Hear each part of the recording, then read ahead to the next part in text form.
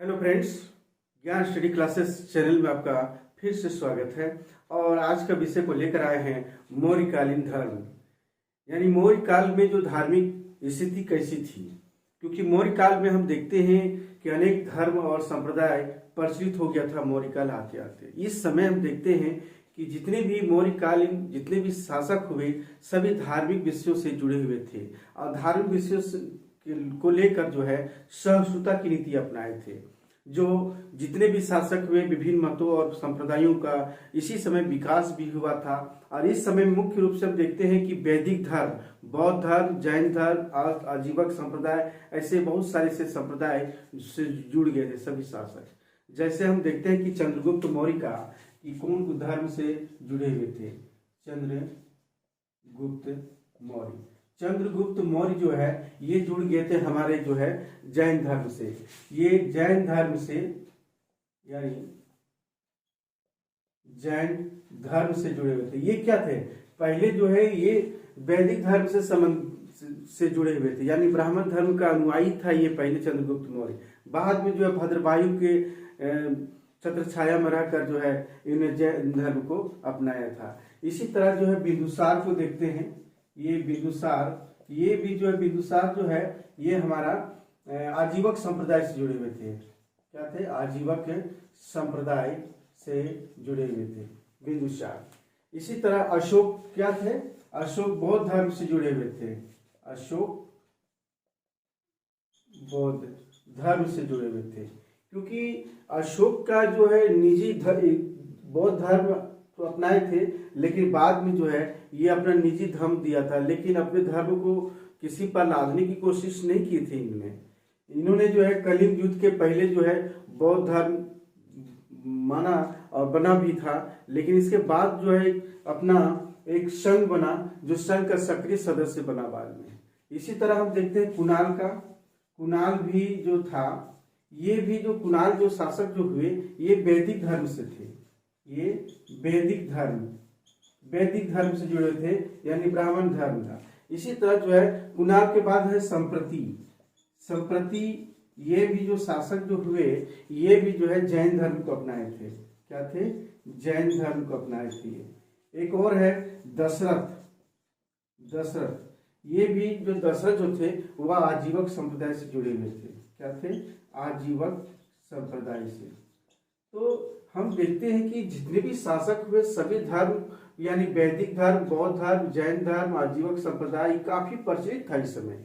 और इन लोगों ने जो है अपने संप्रदाय अपने जो है शासन काल में इनका जो छत्र छाया रहा।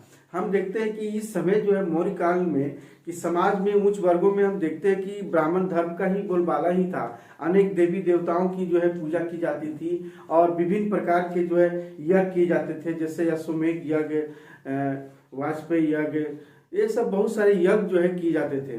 तो हम देखते हैं कि अर्थशास्त्र में जो राजप्रसाद की जो बनी हुई है यज्ञशाला, हम देखते हैं कि धर्म संबंधी जो अर्थशास्त्र में जो दिया हुआ है, यानी कौटिल्य का अर्थशास्त्र में जो दिया गया है, इसमें क्या दिया गया है कि राजप्रसाद की जो समीप बनी, राजप्रसाद जहाँ शासक जो है बैठ करके पूरा सरकारी संचालन करती है, यानी राजप्रसाद के समीप जो है एक यज्ञशाला बनाया हुआ है। क्या है? यज्ञशाला। समीप क्या है? एक यज्ञशाला है। और हम यहाँ देखते हैं कि यहाँ पर जो है एक बना हुआ है यज्ञशाला, इसको क्या बोलते हैं? इजिया स्थानम का यज्ञशाला का जो है उल्लेख मिलता है। तो इसी तरह मेगास्थनीज भी जो है हम देखते हैं कि मेगास्थनीज के अनुसार, यानी इन्होंने भी जो है एक ऐसा है जो है कि मंडनिस नामक एक आश्रमवासी जो है सन्यासियों को जो है अपने ज्ञान से जो है जो थे वो सिकंदर को बहुत अधिक प्रभावित किया। यह मंडनिस नामक, मेगास्थनीज के अनुसार क्या कहता है कि यह मंडनिस नामक सन्यासी है ना, मंडियालिस नामक सन्यासी जो सिकंदर को प्रभावित किया था,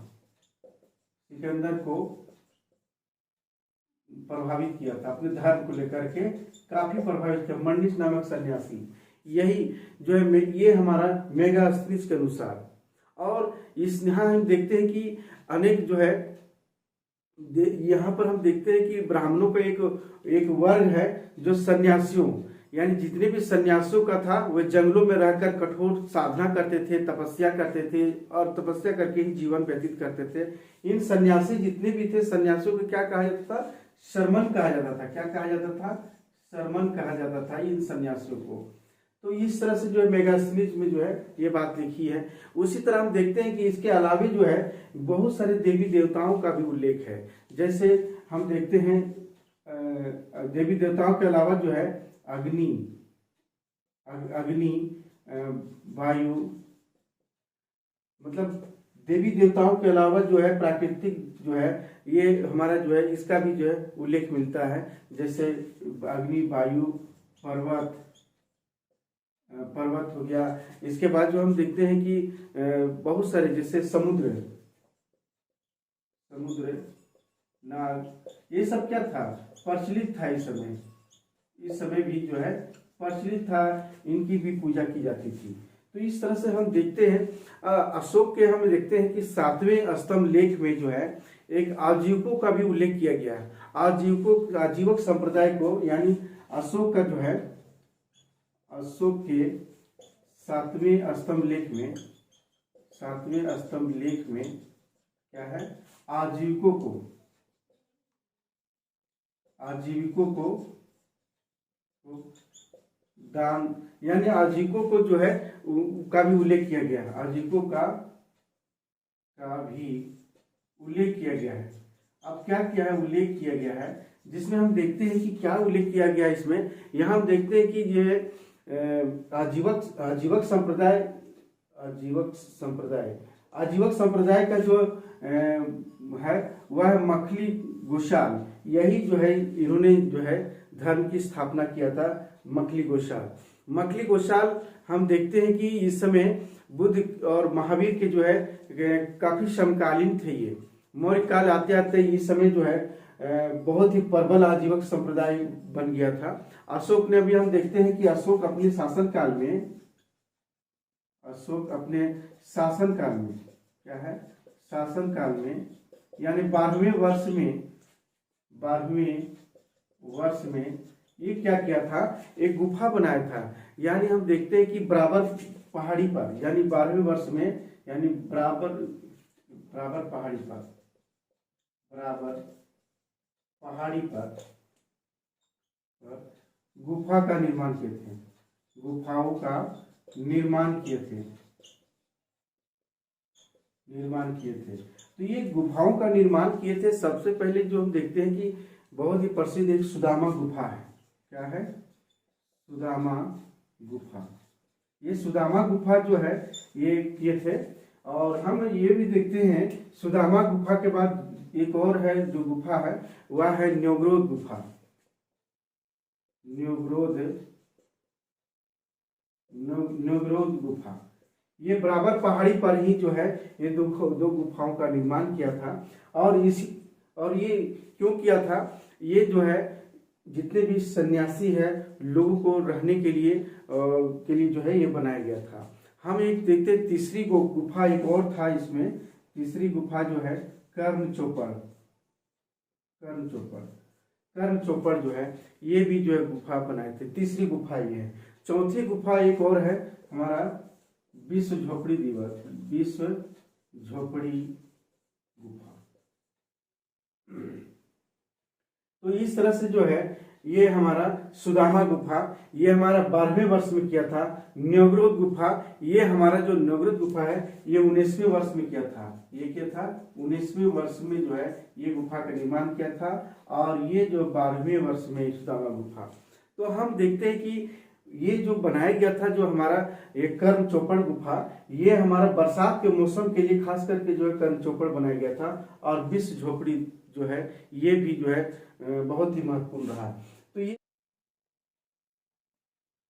इसी प्रकार हम देखते हैं कि अशोक के पुत्र जो है दशरथ ने भी जो है नागार्जुनी पहाड़ी पर जो है कुछ गुहा विहार बनवाए थे, जिसमें बहुत ही प्रसिद्ध रूप से रहा गुफा एक है, लोमस ऋषि का जो गुफा है ये बहुत ही प्रसिद्ध हुआ था। यानी अशोक के पुत्र, यानी अशोक के पुत्र दशरथ, क्या है,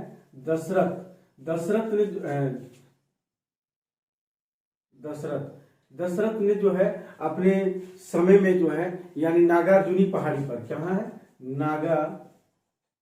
नागार्जुनी पहाड़ी पर गुहा विहार बनवाए थे, यानी धार्मिक सहिष्णुता की नीति अपनाए थे। ये गोपिका गुफा एक बनाए थे, क्या है, गोपिका गुफा। ये कब बनाए थे, यह राज्याभिषेक, यानी राज्याभिषेक के समय में ही जो है ये गोपिका गुफा बनाए थे। दूसरा हम देखते हैं कि लोमस ऋषि गुफा, यानी लोमस ऋषि गुफा, ये की गुफा ये भी बनाए थे, जो प्रसिद्ध, दोनों बहुत ही प्रसिद्ध इनका रहा, यानी इस समय। तो इस समय जो है धार्मिक सहिष्णुता की नीति अपनाए थे, और जितने भी शासक थे, यानी धर्म के प्रति सभी लोगों के आदर और सम्मान के प्रति जो है काफी लोग शासक हुआ करते थे इस समय, मौर्यकालीन शासक। इसके बाद हम देखते हैं कि मौर्य काल में हम देखते हैं कि साधारण जनता की जो भाषा क्या थी, पाली थी, और जो साधारण जनता की जो भाषा था उसी भाषा को लेकर जो है लोगों ने अपने धर्म का प्रचार प्रसार भी किए थे। यानी मौर्य काल में हम देखते हैं, यानी मौर्य काल में जनता की भाषा क्या थी, जनता की भाषा क्या थी, पाली भाषा थी। यही पाली भाषा के माध्यम से धर्म का प्रचार प्रसार करते हैं हम। और देखते हैं कि अशोक के जो स्तंभों में जितने भी जो लिखा गया है अभिलेखों में, एक हम देखते हैं बसाड़ का, यानी बसाड़ का जो स्तंभ लेख है, बसाड़ के स्तंभ लेख है, ये इसमें क्या सिंह का चित्र अंकित है, क्या है, सिंह का चित्र अंकित है। उसी तरह हम देखते हैं लोरिया नंदनगढ़, क्या है, लोरिया नंदनगढ़ का स्तंभ लेख में हम देखते हैं ये भी जो है सिंह अंकित है। इसी तरह हम और भी देखते हैं संकिसा के ऊपर में, यानी संकिसा के स्तंभ लेख के ऊपर में हम देखते हैं इसमें क्या चित्र अंकित है, इसमें हाथी का चित्र अंकित है, यानी गज, है ना। इसी तरह और भी हम देखते हैं इसमें रामपुरवा जो बिहार है, रामपुरवा के स्तंभ लेख में भी हम देखते हैं इसका चित्र जो अंकित है वह है वृषभ, क्या है, वृषभ का चित्र अंकित है। हम यहाँ देखते हैं कि सांची और सारनाथ का, यानी सांची और सारनाथ का जो अभी स्तंभ लेख जो हम देखते हैं, इसमें स्तंभ लेख में क्या है, ये चार सिंहों की आकृतियां बनी है, यानी 4 सिंहों की आकृतियां बनी हुई है, यहाँ सांची और सारनाथ में, जो काफी प्रसिद्ध है। यह स्तंभ जो सारनाथ स्तंभ जो है, यानी सारनाथ का जो स्तंभ है, वह सारनाथ स्तंभ में क्या है, इसका जो है सिंह शीर्ष है, सबसे बड़ा महत्वपूर्ण क्या है, सिंह जो है सब जो शीर्ष बना हुआ है ऊपर में, वो सबसे सर्वोत्कृष्ट है, क्या है, सर्वोत्कृष्ट है, सबसे सर्वोत्कृष्ट है सारनाथ का। तो हम यहाँ मूल रूप से देखते हैं क्या जो लेख जो बना हुआ है वह है कितना, मूल रूप से कितना है, मूल रूप से 32 तिलियां दी की है, 32 तिलियां। उसी तरह हम यहाँ देखते हैं कि जो है 4 पशुओं का उल्लेख है, 4 पशु, यानी 4 पशु में कौन कौन से हैं, जैसे गज, जिसे बताया ऊपर गज है ना, उसके बाद बैल हो गया, और हमारा सिंह है, क्या है, सिंह, और अश्व, तो अश्व, ये 4 जो है अंकित किया गया है। तो ये हम देखते हैं कि 4 जो है यानी आकृतियां उत्कीर्ण है, क्या है, आकृतियां जो है उत्कीर्ण है, ये इस तरह से। तो ये हम देखें अशोक का। लेकिन हम यहाँ देखते हैं कि स्तूप जो बना हुआ बहुत ही महत्वपूर्ण है। स्तूप का मतलब क्या होता है, स्तूप का मतलब ढेर लगाना, क्या है, ढेर लगाना या एकत्र करना। एकत्र करना। हम यहाँ देखते हैं स्तूप का जो सबसे पहला साक्ष्य हम देखते हैं कब मिलता है स्तूप का, वह हम देखते हैं ऋग्वेद में। सर्वप्रथम उल्लेख है ऋग्वेद में, क्योंकि ऋग्वेद में हम देखते हैं कि जहाँ अग्नि की उठती हुई ज्वालाओं को जो है जहाँ से उठती हुए स्तूप कहा गया। स्तूप क्या है? स्तूप की चोटी जो है सिरे की जो है पर जो है चपटी होती है और ऊपर जो धातु पात्र रखा जाता है, जिसे क्या कहा जाता है? हर्मिका कहा जाता है। क्या है? हर्मिका कहा जाता है। हर्मिका कहने के तात्पर्य देव सदन। देव सदन, देव सदन का अर्थ क्या हुआ?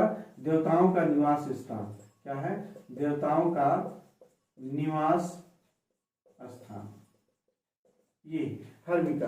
तो स्तूप के बहुत सारे अंग है। स्तूप के जो अंग है वह है एष्ठी, तोरण, हर्मिका, ये सब जो है हमारा स्तूप का जो है अंग दिया गया है। इसके बाद है अंग, एष्ठी, तोरण, हर्मिका, अंग, प्रदक्षिणा पथ। क्या है? प्रदक्षिणा पथ। ये सब जो है स्तूप का अंग है। वेदिका, मेघी, ये सब बनाया जाता है। तो हम यहाँ देखते हैं कि सबसे पहले ऋग्वेद से ही प्रारंभ हुई और वहां से जो है यह स्तूपों का निर्माण जो है अशोक के काल में पूरा ये हुआ था।